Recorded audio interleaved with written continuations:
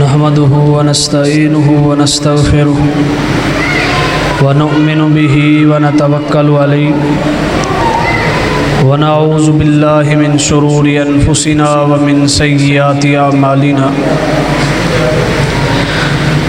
اللهم صل على محمد وعلى آل محمد كما صليت على إبراهيم وعلى آل إبراهيم إنك حميد مجيد اللهم بارك على محمد وعلى آل محمد كما باركت على إبراهيم وعلى آل إبراهيم إنك حميد مجيد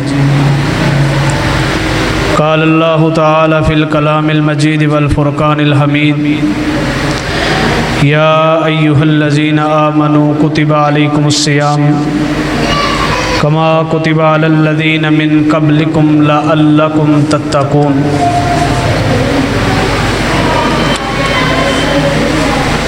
یہاں پر آنے سے پہلے سوچ رہا تھا کہ دعوت افطار پروگرام ہے، پتہ نہیں کیسا چلے گا، لیکن احباب کی محبت اور علماء کرام کے بیانات سن کر دلی خوشی ہوئی کہ ہمارے نوجوان ساتھیوں کا ذہن اور ان کی مصروفیات جو ہیں وہ دین کے ساتھ وابستہ ہیں، اور سب سے بڑی بات یہاں پر قیام اللیل کروانے والے ہمارے ننھے منھے قاری جناب عبداللہ سعید صاحب، چونکہ ان کے والدین کی کاوش کے بعد ہوپ آف جنہ اسکول سسٹم سیالکوٹ اور عمر بن عبدالعزیز اسلامک یونیورسٹی کیمپس سے یہ ہمارا بیٹا جو ہے، ہمارے ہاتھوں کا لگایا ہوا پودا جو ہے، الحمدللہ تناور درخت بننے جا رہا ہے۔ اللہ رب العزت سے دعا ہے کہ اللہ رب العزت اس بیٹے کو، اس کے والدین کو اپنی نظر میں بلند درجات عطا فرمائے، اور جتنے یہ نوجوان ساتھی بیٹھے ہیں ان کو اللہ رب العزت قرآن و سنت کی طرف مائل فرمائے، اور جو والدین اپنی اولاد کے لیے، اپنی اولاد کے بہتر مستقبل کے لیے دین کی طرف رغبت رکھتے ہیں، اللہ رب العزت ان کے جذبات کو عملی جامہ پہنائے اور انہیں قرآن و سنت کے راستے پہ چلائے۔ تو آپ کے سامنے قرآن حکیم میں سے ایک آیت مبارک کا ٹکڑا تلاوت کیا ہے۔ دین اسلام کے اگر دیکھا جائے، رسول اللہ صلی اللہ علیہ وسلم کے فرامین پر نظر دوڑائی جائے تو جملہ عبادات جو ہیں، چاہے وہ نماز ہے، روزہ ہے، حج ہے، زکوٰۃ ہے، صدقات و خیرات ہے، قربانی ہے، تمام کو اگر پرکھا جائے، سمجھا جائے تو سب کا فلسفہ، مقصد ایک ہی سامنے آتا ہے کہ وہ کیا چیز ہے۔ اللہ رب العزت قرآن حکیم میں جا بجا یہ فرما رہے ہیں لعلکم تتقون، لعلکم تتقون، او لوگو پرہیزگاری اختیار کرو، اللہ کا ڈر دل میں پیدا کرو، تقوی اختیار کرو، اور روزے کا اصل مقصد جو ہے وہ تقوی ہے، اللہ رب العزت کا ڈر ہے۔ اگر انسان کے دل کے اندر اللہ رب العزت کا ڈر نہیں، اس کا تقوی نہیں، تو پھر انسان جتنے مرضی اعمال کر لے، جتنی مرضی نیکیاں کر لے، اس کی نیکیوں کا اسے کل قیامت کے دن کوئی فائدہ نہیں ہوگا۔ تقوی کا معنی کیا ہے؟ مفہوم کیا ہے؟ دو چیزیں اگر انسانی زندگی کے اعتبار سے انسانی زندگی پر نظر دوڑائی جائے تو دو چیزیں سامنے آتی ہیں۔ ایک ہے انسان کی اجتماعی زندگی، دوسرا ہے انسان کی انفرادی زندگی۔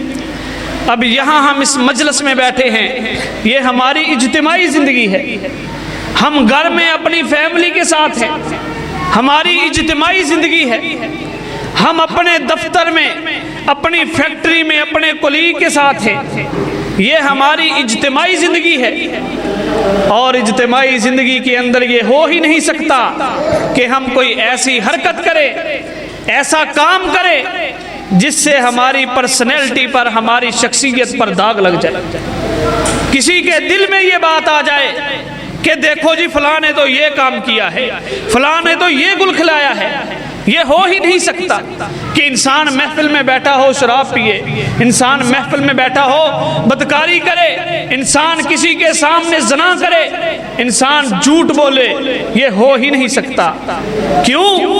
یہ ہمارا ظاہر ہے، اور ہر بندہ کوشش کرتا ہے میرا ظاہر سب کے سامنے اچھا ہو۔ اور تقوی کا دوسرا پہلو جو آج میرے اس مختصر وقت کا موضوع ہے، وہ ہے انسان کی انفرادی زندگی، انسان کی تنہائی کی زندگی، کہ انسان بند کمرے میں موجود ہے، اس کے پاس کھانے کو موجود ہے، پینے کو موجود ہے، اس کے جسم کی تسکین کے لیے اس کی بیوی موجود ہے، لیکن پھر بھی جب وہ تنہائی میں ہے، اس کے روزہ رکھا ہوا ہے، اس کو کوئی دیکھ نہیں رہا، پانی پی لے 2 منٹ میں ہونٹ خشک ہو جائیں گے، کسی کو نہیں پتا کہ اس نے پانی پیا یا نہیں پیا، یا پھر کوئی ایسا فعل کر لے جس کو لوگ نہیں دیکھ رہے، وہ سب کے سامنے اوجل ہے، یہ اس کی انفرادی زندگی ہے۔ انفرادی زندگی میں اگر کوئی اللہ سے ڈرتا ہے تو وہ حقیقت میں متقی اور تقوی اختیار کرنے والا ہے۔ لیکن اگر میری تنہائی جو ہے وہ مجھے برائی کی طرف ابھارے، میری تنہائی جو ہے وہ مجھے زنا اور بدکاری کی طرف لے کے جائے، اگر میری تنہائی مجھے برا کام کرنے پہ ابھارے، تو سمجھ لیجئے کہ میں اچھا انسان نہیں ہوں، میں اللہ کا ڈر رکھنے والا نہیں ہوں، میرے دل کے اندر اللہ کا تقوی موجود نہیں ہے۔ پیارے پیغمبر جناب محمد رسول اللہ صلی اللہ علیہ وسلم تشریف فرما ہیں، اللہ کے رسول کی مجلس لگی ہوئی ہے، صحابہ موجود ہیں، فرمایا میرے صحابہ انی لعالم واقواما، میں ایسی قوم کو جانتا ہوں، میری امت میں ایسے لوگ موجود ہیں، یاتون یوم القیامہ، کل قیامت کے دن وہ اللہ کے دربار میں پیش ہوں گے، اور ان کے اعمال کیسے ہوں گے؟ ان کے اعمال کی مثال تہامہ پہاڑ جیسی ہوگی، لیکن میرے صحابہ جب اللہ کے دربار میں پیش کیے جائیں گے، اللہ کے سامنے ان کے نامہ اعمال کو رکھا جائے گا، اور وہ نامہ اعمال جو اس نے تہجد پڑھ کے بنائے ہوں گے، جو اس نے صدقات و خیرات کر کے بنائے ہوں گے، جو اعمال اس نے نمازیں پڑھ کے صدقات و خیرات کر کے تہامہ پہاڑ جتنے اعمال بنائے ہوں گے، کل قیامت کے دن اللہ کے دربار میں پیش کیے جائیں گے۔ اللہ رب العزت سے حبا منصورہ، ریت کے ڈیر کے ذرات کی طرح اڑا دے گا۔ او صحابہ میری بات کو دھیان سے سن لیجئے، صحابہ نے جب یہ بات سنی کہ کل قیامت کے دن لوگ تہامہ پہاڑ جیسے اعمال کر کے آئیں گے، اور قیامت کے دن اللہ رب العزت ریت کے ذرات کی طرح انہیں اڑا دے گا، صحابہ میں کھلبلی مچ گئی، صحابہ ڈر گئے، کہا صفہم یا رسول اللہ، اے اللہ کے رسول صلی اللہ علیہ وسلم ان کی صفتیں بتا دیجئے، ان کی خوبیاں بتا دیجئے، اللہ کے رسول حتی لا نکون منہم، کہیں ایسا نہ ہو کہ اللہ کے رسول ہم ان میں شامل ہو جائیں۔ وہ صحابہ جن کے بارے میں اللہ رب العزت نے رضی اللہ عنہم ورضوا عنہ کا خطاب نازل کر دیا، اور ایسا خطاب کہ قیامت تک آنے والے مسلمان اگر آیت مبارکہ کا انکار کریں، اللہ رب العزت انہیں دائرہ اسلام سے خارج کر دے۔ ان صحابہ نے پوچھا صفہم یا رسول اللہ، اے اللہ کے رسول ان کی خوبیاں بتا دیجئے۔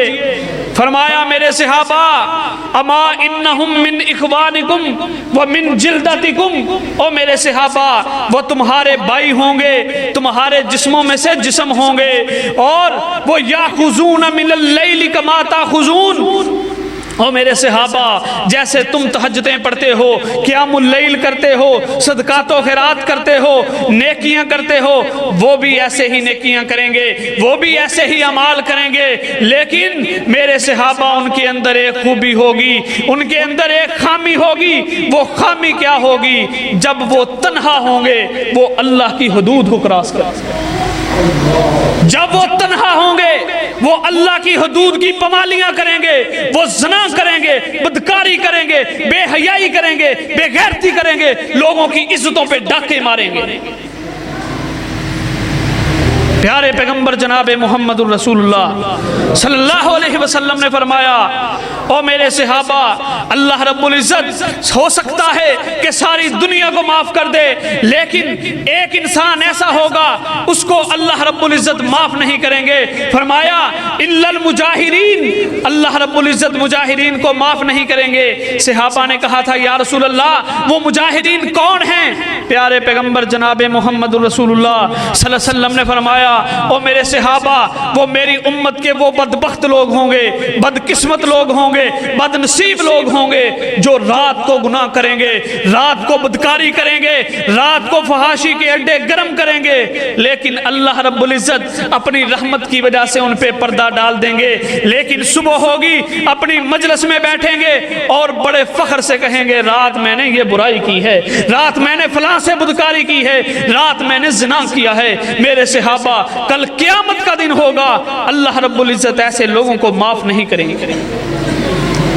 یا ایھا الذین آمنوا کتب علیکم الصیام کما کتب علی الذین من قبلکم لعلکم تتقون، تاکہ تم تقوی اختیار کرو، اللہ سے ڈرنے والے بن جاؤ، اور جو اللہ سے ڈرے، جن کے دل میں اللہ کا ڈر پیدا ہو گیا، اللہ رب العزت نے قیامت کی در و دیواروں تک ان کے نام تازہ کر دیا۔ پیارے پیغمبر جناب محمد الرسول اللہ صلی اللہ علیہ وسلم کے صحابی اللہ کے رسول کی مجلس میں تشریف لائے، ہوائیاں اڑی ہوئی ہیں، چہرے کا رنگ بدلا ہوا ہے۔ کسی نے پوچھا کیا ہوا؟ کہا اللہ کے رسول مجھ سے غلطی ہو گئی ہے، اقیم علیہ کتاب اللہ، اللہ کے رسول مجھ پہ حد مقرر کر دیجئے۔ کہا کیا ہوا؟ یا رسول اللہ غلطی ہو گئی ہے۔ کہا غلطی کیا ہوئی ہے؟ اللہ کے رسول راستے میں چلتے ہوئے کسی عورت کو ہاتھ لگ گیا تھا، شکایت نہیں آئی، کوئی ربڑ درج نہیں ہوئی۔ صحابی کے دل میں اللہ کا ڈر اتنا موجود ہے کہ اگر اللہ نے پوچھ لیا تو پھر کیا جواب دوں گا۔ کہا یا رسول اللہ اقیم علیہ کتاب اللہ، اللہ کے رسول مجھ پر حد مقرر کر دیجئے۔ پیارے پیغمبر نے رخ پھیر لیا، ادھر آئے، اللہ کے رسول نے رخ پھیر لیا، پھر نماز پڑھی، اللہ کے رسول مجھ پہ حد مقرر کر دیجئے۔ فرمایا میرے صحابی الست صلیت معنا، کیا تو نے ہمارے ساتھ نماز نہیں پڑھی؟ کہا یا رسول اللہ پڑھی ہے۔ کہا اللہ نے تیری اس غلطی کو معاف کر دیا ہے۔ ہم میں سے کون ہے جو اپنے آپ کو پیش کرے؟ کون ہے؟ نہیں، ہم پیش نہیں کر سکتے۔ ہمیں دنیا کا تو ڈر ہے لیکن اللہ رب العزت کی ذات کا ڈر نہیں۔ پیارے پیغمبر تشریف فرما ہے، ایک عورت آتی ہے، یا رسول اللہ مجھ پہ حد مقرر کر دیجئے۔ ہوا کیا ہے؟ یا رسول اللہ بدکاری کر بیٹھی ہوں، اور ساتھ یہ بھی کہا اللہ کے رسول بدکاری تو کی ہے، میرے پیٹ میں اس کا گناہ بھی موجود ہے۔ اللہ کے رسول نے فرمایا واپس لوٹ جاؤ۔ کسی صحابی سے یہ نہیں کہا اس کا نام رجسٹر میں لکھ لو، اس کا پتہ لکھ لو، اس پر حد لگانی ہے، نہیں، بلکہ اس عورت نے خود پیش کیا، اللہ کے رسول نے لٹا دیا۔ جب لٹایا واپس گئی، 8-9 ماہ کی مشکل گھڑی کے بعد بیٹا اٹھایا ہوا ہے، اللہ کے رسول کے دربار میں پیش ہوئی۔ اللہ کے رسول سے کہا یا رسول اللہ اب میرا معاملہ کلیئر ہو چکا ہے، اللہ کے رسول حد مقرر کر دیجئے۔ کہا تجھ پہ تو حد لگا دیں گے، اس بچے کا کیا قصور ہے؟ جاؤ اسے کھلاؤ پلاؤ، کھانے پینے کے قابل ہو تو پھر آنا۔ وہ لوٹ جاتی ہے، جلدی جلدی کھلانا پلانا سکھایا، ہاتھ میں روٹی کا ٹکڑا دے کے اللہ کے رسول کے دربار میں آئی، یا رسول اللہ حد مقرر کر دیجئے۔ اللہ کے رسول نے بچے کو ایک صحابی کے حوالے کیا، کہا میرے صحابہ جاؤ اس کو سنسار کر دو۔ وہ عورت جانتی تھی کہ زمین میں سینے تک گاڑ دی جاؤں گی، میرے چہرے اور چھاتی پہ پتھر مارے جائیں گے اور میری جان نکلنے تک مجھ کو پتھر بنتے رہیں گے۔ وہ جانتی تھی، لیکن اسے پتا تھا کہ دنیا میں رہ کر 200-300 لوگوں کے سامنے ذلت منظور ہے، کل قیامت کا دن ہوگا، کہیں اللہ کے دربار میں مجھے ذلیل و خوار نہ کر دیا جائے۔ اللہ کے رسول نے آرڈر کیا، عورت کو لے جایا گیا، پتھر برساتے برساتے اچانک ایک پتھر سے خون نکلا اور صحابی رسول کے جسم اطہر پہ پڑا۔ اللہ کے رسول کے صحابی کے منہ سے نکلا کہ خود تو گندی تھی، جاتے جاتے مجھے بھی گندا کر گئی۔ پیارے پیغمبر کو اس بات کا علم ہوا، آپ کے چہرہ انور کا رنگ بدل گیا۔ کہا میرے صحابی اس عورت نے ایسی توبہ کی ہے کہ اگر عرب کے 70 سے زائد گناہگار لوگوں میں اس کی توبہ کو تقسیم کیا جائے تو تب بھی اس کی توبہ بڑھ جائے۔ اپنے آپ کو پیش تو کیجئے، اپنے آپ کو اللہ کے سامنے پیش تو کیجئے۔ اللہ کا مبارک مہینہ آیا، ماہ رمضان آیا، ہماری فرصتیں پھر بھی ختم نہیں ہوئی۔ ہم نے اپنا ٹائم اللہ کے قرآن کو دینے کی بجائے، اس کے فرامین کو دینے کی بجائے، ہم نے اپنا ٹائم بازاروں کو دینا شروع کر دیا۔ ابھی عصر کا وقت تھا، بڑا افسوس ہوا، اتنی بڑی مسجد، اتنا بڑا علاقہ، صرف ایک صف بھی نمازیوں کی پوری نہیں۔ نوجوان ساتھی کدھر جا رہے ہیں؟ ان کا مطمع نظر کیا ہے؟ آج اگر دنیا کی کسی ڈگری کی بات ہو، ہر والد جو ہے، ہر ماں جو ہے، وہ پہرا دیتی ہے کہ میرا بیٹا محنت کرے، کہیں 1.5-2 لاکھ دی ہوئی فیس ضائع نہ ہو جائے۔ کبھی کسی نے یہ بھی غور کیا ہے کہ میرے بیٹے کی آخرت کیا کیا بنے گا؟ کل جب میں مروں گا کہ میرا بیٹا اس قابل ہے کہ مصلی پہ کھڑا ہو کے میرا جنازہ پڑھا سکے؟ کہیں میری اولاد میں ایسا بچہ ہے کل میں مر جاؤں، مجھے قبر میں اللہ کا عذاب ہو رہا ہو اور میرا بیٹا مسجد میں بیٹھ کے التحیات بیٹھ کے رب اجعلنی مقیم الصلاۃ ومن ذریتی رب اغفر لی ولوالدی، کیا میرے بیٹے کو اتنی میں نے تعلیم دی ہے یا نہیں؟ کیا میری بیٹی کو میں نے اتنی تعلیم دی ہے یا نہیں؟ آج ہم بڑا غور کرتے ہیں کہ معاشرہ بڑا فارورڈ ہے، معاشرہ بڑا ترقی کر رہا ہے، کیا میں نے اپنی بیٹی کو دین کی تعلیم دی ہے یا نہیں؟ میں نے اسے غسل کا طریقہ بتایا ہے یا نہیں؟ میں نے اپنے بیٹے کو غسل کا طریقہ بتایا ہے یا نہیں؟ یہ کب ہوگا؟ جب ہمارے دل میں اللہ کا ڈر ہوگا، جب ہمیں آخرت کی فکر ہوگی۔ ہمیں تو آخرت کی فکر ہی نہیں ہے، ہمیں تو دنیا کے پیچھے بھاگ رہے ہیں، 2 کو 4، 4 کو 8 کو 12 کرنے میں۔ ہمیں تو یہ فکر ہے کہ مر جائیں گے، گھر ایک ہے، میری بیٹے 3 ہیں، ان کو کیسے تقسیم کروں؟ پیارے پیغمبر کے صحابہ جنہوں نے اپنے دل میں اللہ کا ڈر رکھا، جن کے دل میں اللہ کا ڈر تھا، اللہ رب العزت نے قیامت تک کے لیے ان کے ناموں کو زندہ اور جاوید کر دیا۔ سیدنا عمر رضی اللہ تعالی عنہ، ان کا مزاج تھا کہ جب باہر نکلتے کسی سے ملتے تو اس سے پوچھتے کہ تیرا کاروبار کیا ہے، تیرے نظریات کیا ہیں، تیرا عقیدہ کیا ہے۔ ایک دن باہر نکلے، وادی سے نکلتے ہوئے صحرا کی طرف پہنچے، ایک ریوڑ چرانے والے چرواہے کو دیکھا، کہا یہ بکریاں تمہاری ہیں؟ کہا نہیں، انی امین، میں تو امانت دار ہوں، میں تو حفاظت کرنے والا ہوں۔ سیدنا عمر نے کہا مجھے پہچانتے ہو؟ کہا نہیں، آپ کو نہیں پہچانتا۔ کہا میں امیر المؤمنین ہوں، میں مسلمانوں کا خلیفہ ہوں۔ ہاں ہاں میں نے پہچان لیا، میرا جو مالک ہے وہ آپ کا ساتھی ہے، آپ کو جاننے والا ہے۔ سیدنا عمر رضی اللہ تعالیٰ عنہ نے اس کا ٹیسٹ لینا شروع کیا، کہا اچھا ہم لمبے سفر پہ جا رہے ہیں، طویل سفر ہے، ہمارے پاس کھانے پینے کے لیے پیسہ روپیہ موجود نہیں ہے، زیادہ راہ نہیں ہے، ایک بکری دے دیجئے، راستے میں دودھ پیتے جائیں گے، واپسی پہ تمہیں لٹا دیں گے۔ کہا میں نہیں لٹا سکتا کیونکہ میں ان پر امانت دار ہوں، میں تمہیں یہ نہیں دے سکتا۔ سیدنا عمر رضی اللہ تعالیٰ عنہ نے کہا اچھا بتلاؤ تو صحیح تمہارے مالک کا تمہارے بارے میں کیا خیال ہے؟ کہا کہ میں اپنے مالک سے کہوں کہ رات کو جب وہ بکریاں چیک کرے کہے اتنی بکریاں کم ہے، میں کہوں بیڑیا لے گیا، وہ کہے گا کوئی بات نہیں، مجھ پہ اتنا اعتبار کرتا ہے۔ سیدنا عمر کہتے ہیں اگر اعتبار کا یہ عالم ہے تو پھر تو کوئی بات ہی نہیں، رات جب تمہارا مالک بکریوں کو چیک کرے تو پھر بتلا دینا کہ ایک بکری بیڑیا لے گیا تھا۔ اس نے جب باتیں سنی کہا عمر میں آپ کی بات کو مان لیتا ہوں، آپ اتنا مجبور کرتے ہو تو میں مان لیتا ہوں، لیکن عمر جب میرا مالک چیک کرے گا میں یہ کہہ دوں گا کہ بکری بیڑیا لے گیا تھا، لیکن عمر جب کل قیامت کا دن ہوگا، اللہ کا دربار لگا ہوگا، اللہ تعالیٰ مجھ سے پوچھیں گے تو پھر فَمَن يُجِيرُنِي مِنَ اللَّهِ، عمر کل قیامت کے دن میری حمایت کرے گا اللہ کے دربار؟ بکری میں دیتا ہوں لے لو، لیکن کل قیامت کے دن اللہ کے دربار میں اللہ نے پوچھ لیا او چرواہے تجھے امین بنایا تھا، امانت دار بنایا تھا، تو نے خیانت کیوں کی؟ عمر ساتھ دے گا یا نہیں دے گا؟ فَجَعَلَ يَبْكِي عمر، سیدنا عمر رضی اللہ تعالیٰ عنہ کی آنکھوں سے آنسو جاری ہو گئے۔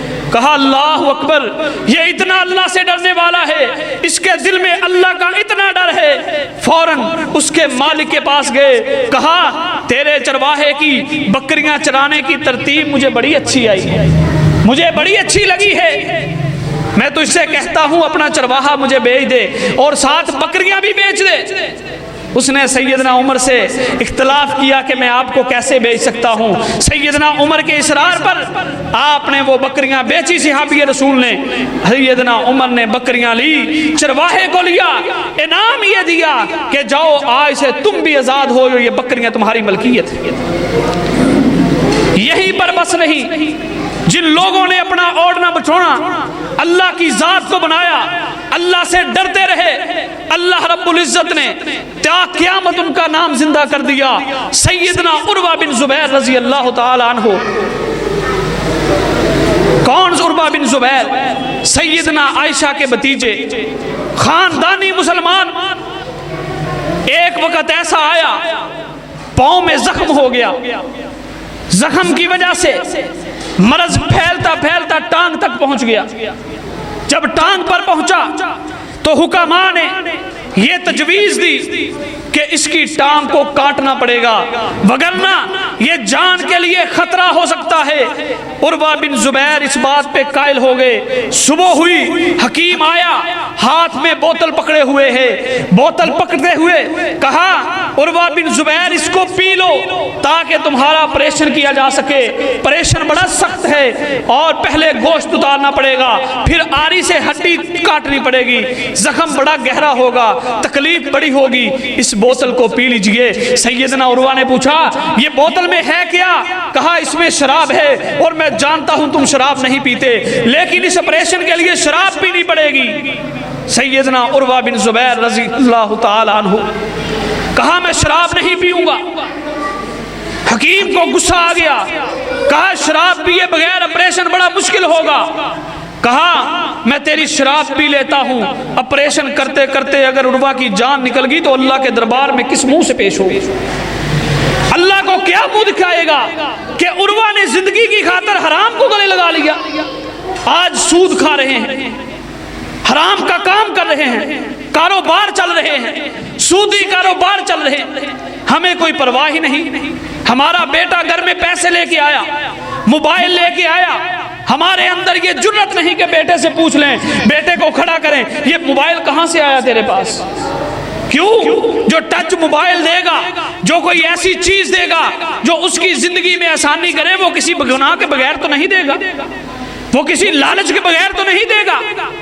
اور سیدنا عروہ بن زبیر کو دیکھ لیجئے، کہا تیری بوتل تو میں پی لوں گا، لیکن اگر مر گیا ऑपरेशन की हालत में, तो अल्लाह के दरबार में किस मुंह से जाऊंगा। उसे बड़ा गुस्सा आया, उसने कहा चलो ठीक है। उर्वा बिन जुबैर का ऑपरेशन करना शुरू करता है, बड़ी सख्ती के साथ गोश्त को उतारता है, हड्डी को काटते काटते उर्वा बेहोश हो जाते हैं। शाम तक होश नहीं आया। जब होश आया तो कहा तुम कितने खुशकिस्मत हो, तुमने नमाज पढ़ ली। उर्वा तो नमाज से भी गाफिल रहा। आज अजानें हो रही हैं, तकबीरात हो रही हैं, हमारे कानों पे जूं तक नहीं दिखती, हमारे टीवी प्रोग्राम नहीं खत्म होते, हमारी मोबाइल पे फेसबुक ही नहीं खत्म होती। और रही थी कसर, ये अर्तुगरुल ड्रामा आ गया और पबजी गेमें आ गई, हमारे नौजवानों का बेड़ा गर्क कर दिया। और वो भी नौजवान थे, कैसे नौजवान थे कि रात अल्लाह की इबादत में गुजारते थे और सुबह होती थी तो दुश्मन का मुकाबला करते थे, दुश्मन के सामने सीना सुपर होके खड़े होते थे। आज तरावियां पढ़ते हुए हमारे नौजवानों की टांगें कांपती हैं, कहते हैं जी टाइम ज्यादा लगेगा। खुदारा होश कीजिए, 12 रोजे गुजर गए हैं। हमारे इस्लाफ का ये दुआ आलम था कि वो 6-6 माह पहले दुआ किया करते थे कि या अल्लाह हमें रमजान मुबारक की घड़ियां नसीब करना। और जब रमजान की घड़ियां आ जाती थी तो फिर 6-6 माह बाद तक दुआएं किया करते थे कि या अल्लाह हमारे रखे हुए रोजे कबूल कर लेना, हमारे सहरो अफ्तार कबूल कर लेना, हमारे पढ़े हुए कुरान कबूल कर लेना। आज कौन है, अगर हम अपने गिरेबान में नजर दौड़ाएं, 12 रोजे गुजर गए, मैं नौजवानों से मुखातिब हूं कि आपने कितने पारे पढ़े। कोई है नौजवान जो हाथ खड़ा करके कह सके मैंने पूरा कुरान खत्म कर लिया? नहीं, हमें अल्लाह से तो तल्लुक ही कोई नहीं, हमारा दीन से तो लगाव ही नहीं है। खुदारा वापस पलट आइए, सैयदना उर्वा बिन जुबैर के अल्फाज सुनिए। जब शाम को होश आया, कहा तुम तो खुशकिस्मत हो, नमाजें पढ़ ली, मैं तो इतना गाफिल रहा कि नमाज भी ना पढ़ सका। और फिर अपने घर वालों को कहा जो मेरी टांग काटी थी वो घर में रखी है या दे दी है, कहीं फेंक दी है? कहा पड़ी हुई है। अपने सामने प्लेट में रखा और कहा ऐ मेरे पांव तू गवाह हो जा, मैंने जिंदगी में तेरे ऊपर चलते हुए कभी गुनाह की तरफ नहीं गया, कभी गुनाह की तरफ नहीं गया। गवाह हो जा कि मैंने तुझे कटवा भी दिया लेकिन किसी हराम काम को नहीं छुआ। प्यारे पैगंबर जनाब मोहम्मद रसूलुल्लाह सल्लल्लाहु अलैहि वसल्लम ने फरमाया था वो तुम्हारे भाई होंगे, और तुम्हारे भाई भी कैसे होंगे? या हुजून मिनल लैली कमा ताखुजून, वो भी रातों को जागेंगे, तहज्जुद पढ़ेंगे, रोजे रखेंगे, नमाजें पढ़ेंगे, लेकिन जब तन्हाई में जाएंगे अल्लाह के हलाल हराम करदा चीजों को छुएंगे। ये ऐसी बात नहीं, गुनाह का मौका इंसान को मिलता है। 2 तरह के नफ्स होते हैं, एक नफ्से लव्वामा और दूसरा नफ्से अम्मारा। नफ्से अम्मारा इंसान को गुनाह की तरफ भड़काता है, और कभी कभी इंसान को नफ्से लव्वामा जो है मलामत करता है और अम्मारा पर गालिब आ जाता है कि चल गुनाह की तरफ चल, इंसान गुनाह की तरफ जाता है। और ये वाकयात ऐसे नहीं जो हमारे आम लोगों में आए, ये अंबिया को भी पेश आए। सैयदना यूसुफ अलैहिस्सलाम, हुस्ने यूसुफ अलैहिस्सलाम से बढ़ के कोई हसीन नहीं था।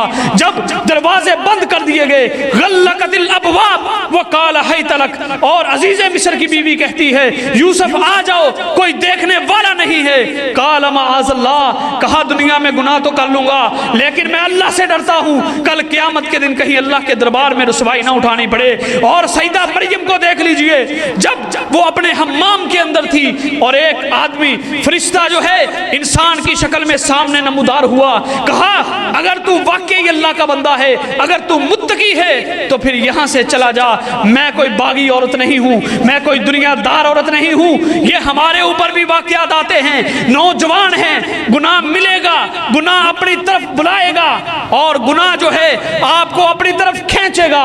लेकिन मुत्तकी वो है, मोमिन वो है जो गुनाह से पलट आए, और अगर गुनाह हो भी जाए दुनिया میں اگر زندگی میں گناہوں سے رجسٹر بھرے بھی ہوئے ہیں تو آج اللہ کے سامنے سچی توبہ کر لیجئے، کیونکہ پیارے پیغمبر جناب محمد رسول اللہ صلی اللہ علیہ وسلم نے فرمایا مثل المؤمن کالفرس، مومن کی مثال گھوڑے جیسی ہے۔